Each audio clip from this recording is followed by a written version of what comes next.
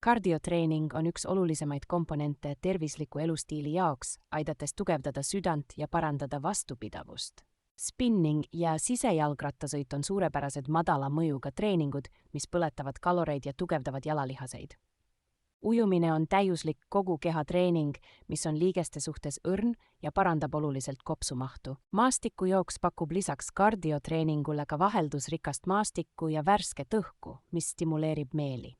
Boks on intensiivne kardiotreening, mis arendab samaaegselt koordinatsiooni, kiirust ja vastupidavust. Tantsimine on lõbus viis kardio tegemiseks, mis parandab painduvust ja rühti ning vabastab stressi. Kõrge intensiivsusega intervalltreening ehk HIIT põletab efektiivselt rasva ja kiirendab ainevahetust. Ka rahulikumad treeningud nagu jõujooga võivad südame löögisagedust tõsta ja parandada vastupidavust. Sõudmine on väga efektiivne kardiotreening, mis kaasab töösse segu kuuhalihastest. Sportmängud nagu korvpall pakuvad suurepärast kardiotreeningut, arendades samal ajal meeskonnatööd ja strateegilist mõtlemist.